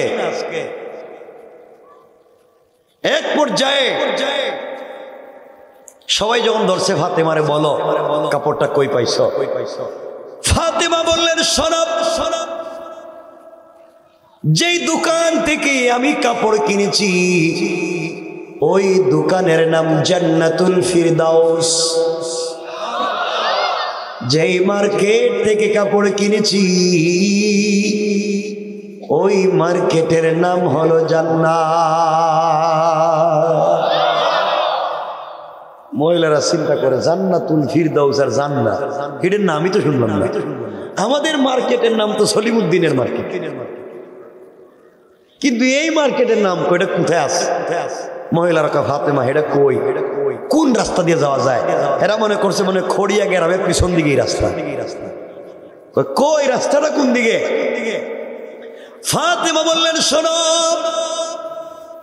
যেই দোকান থেকে কাপড় কিনেছি ওই দোকানের নাম জান্নাতুল ফিরদাউস। যেই মার্কেট থেকে কাপড় কিনছি মার্কেটের নাম জান্নাত।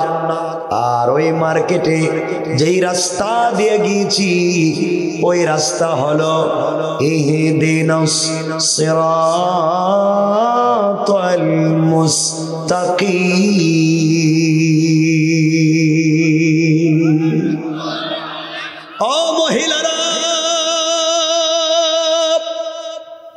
সিরাতে মুস্তাকিম নামক রাস্তা দিয়া যদি চলো রে, সামনে গেলে জান্নাত নামক মার্কেট পাইবা, আরো সামনে গেলে জান্নাতুল ফিরদাউস নামক দোকান পাইবা।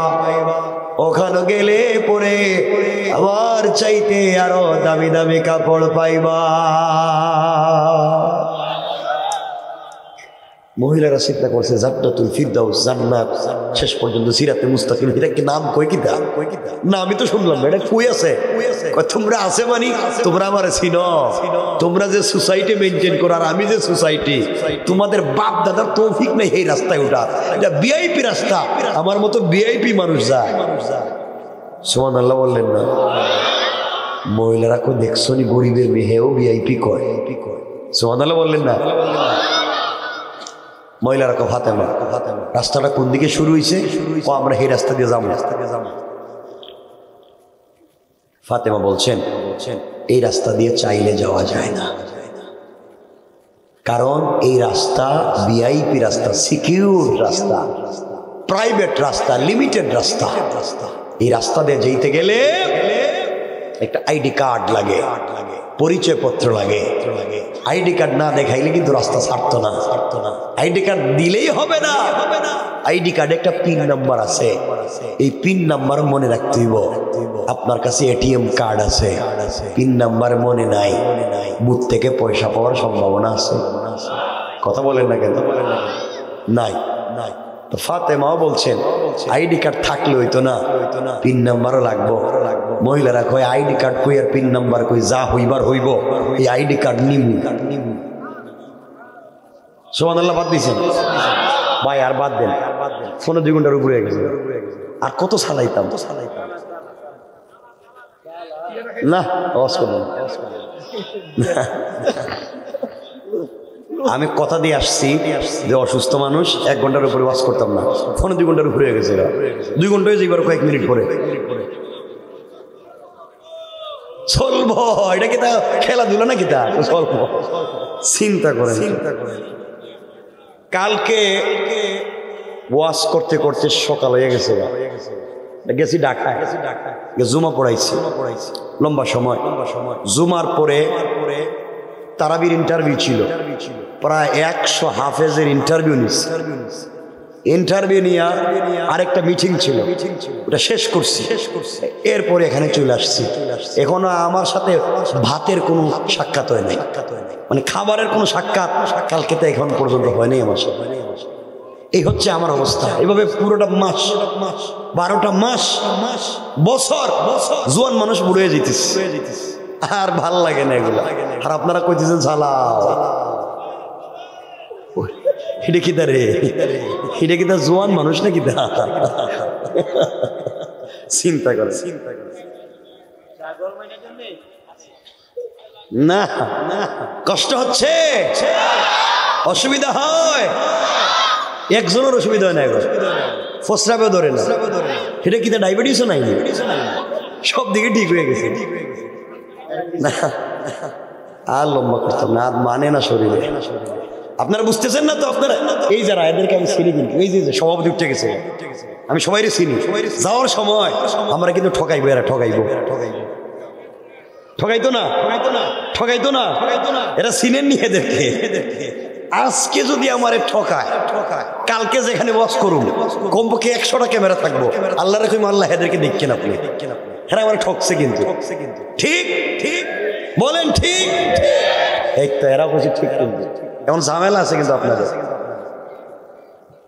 লম্বা করতাম না, যাই কর। আমার মুসলমান বন্ধুগণ, কথাগুলো দিল দিয়ে শোনেন। এবার ফাতেমা বলছেন তোমরা মন দিয়ে শোনো কি বলতে চাই। মহিলাদেরকে বলছেন শোনো রে, সত্যি কি তোমরা ওই রাস্তা দিয়ে যেতে পারবা আইডি কার্ড নিয়া? এই আইডি কার্ড একটা কঠিন জিনিস, তোমরা কি নিতে পারবা? মহিলারা ডাক দিয়ে বলছে ফাতেমা বলো, আইডি কার্ড ধারণ করতে চাই। জীবন যৌবন যদি চলে যায়, মারাও যাই, ইন্তেকাল করি, এরপরেও কিন্তু আইডি কার্ড ধারণ করব। এবার ফাতেমা বললেন শোনো, যে আইডি কার্ড সঙ্গে থাকলে সিরাতে মুস্তাকিম নামক রাস্তা পাইবা। ওই আইডি কার্ডের নাম হলো ইসলাম, আর পিন নাম্বার হলো লা ইলাহা ইল্লাল্লাহ মুহাম্মাদুর রাসূলুল্লাহ। মহিলারা, ইসলাম নামক আইডি কার্ড যদি ধারণ করো রে, লা ইলাহা ইল্লাল্লাহ নামক পিন নাম্বার যদি মনে প্রাণে নিতে পারো, সামনে গেলে সিরাতে মুস্তাকিম নামক রাস্তা পাইবা, আরো সামনে গেলে জান্নাত নামক মার্কেট পাইবা, ওখানে গেলে জান্নাতুল ফিরদাউস নামক দোকান পাইবা, ওখানে গেলে পরে আমার চাইতে আরো দামি দামি কাপড় পাইবা। মহিলারা বলছে ফাতেমা সবকিছু ছেড়ে দিয়া ওই আইডি কার্ড নিতে চাই, ওই মার্কেটে যেতে চাই। ফাতেমা বললেন সত্য কথা কি বলবো? বলো। ফাতেমা বলে সত্য কথা হইছে, আমি কিন্তু এই কাপড় কিনে আনি নাই। সুবহানাল্লাহ কইলেন না তো? কয় কিনো নাই এত কথা কইলা? আমি একজনের সাথে প্রেম ভালোবাসা, আমারে ভালোবাসে, আমিও তারে ভালোবাসি, আর ভালোবাসে হে আমার এই দামি কাপড়টা গিফট করছে। গিফট। সুবহানাল্লাহ বললেন না? মহিলারা কই দেখছো নি এত দামি কাপড় যা দুনিয়ায় পাওয়া যাইতেছে না, এই কাপড় গিফট করছে যে লোকটা, হে কত ধনী, গরিবের মেয়ের সাথে প্রেম করে এত দামি কাপড় দিছে। আমরাও তো প্রেম করি, আমাদের প্রেমিক বল্টু আমাদেরকে 2 টাকার বাদামও দেয় না, আর তোমার এত দামি কাপড় দিছে। ফাতেমা দরকার নাই জান্নাতের, আগে এই প্রেমিকরে দেখা দরকার। আস্তে কোন সুবহানাল্লাহ। এই প্রেমিক কে? জোরে আওয়াজ করে বলেন কে? এটা এখন আল্লাহ দেখতে চায়। ফাতেমা বলছেন সত্যি তোমরা আমার প্রেমিকের দেখবা? দেখতে চাই। দেখতে হইলে তো আইডি কার্ড লাগবো, পিন নাম্বার লাগবো। আইডি কার্ড ছাড়া প্রেমিক কারোর সাথে দেখা করতে চায় না।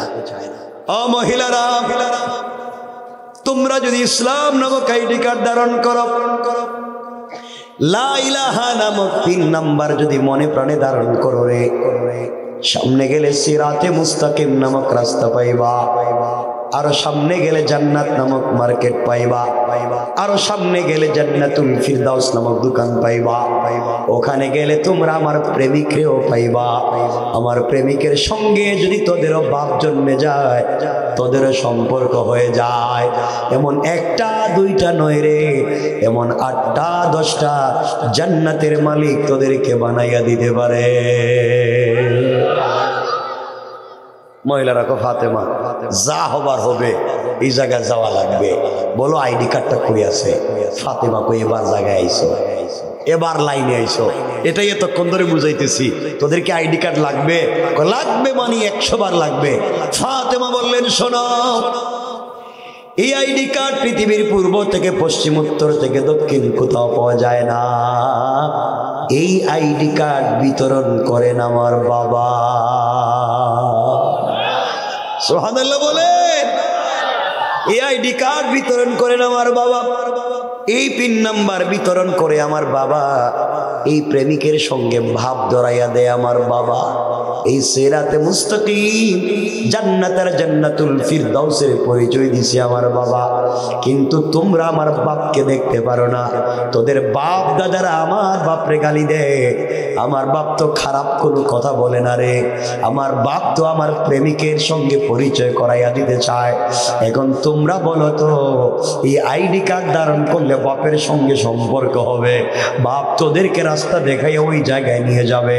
আর তোদেরা যদি এই পথে আসতে চাও, স্বামীর সঙ্গে সম্পর্ক থাকবে না, মা বাপের সঙ্গে সম্পর্ক থাকবে না। যেই ধর্মে আসো এই ধর্মে থাকলেও হবে না, কালিমা পড়ে মুসলমান হওয়া লাগবে, ধর্ম চেঞ্জ করে বাবার কাছে আসা লাগবে, এরপরে সবকিছু পাইবা। কিন্তু আমার মন বলছে তোমরা পারবা না। মহিলারা বলছে ফাতেমা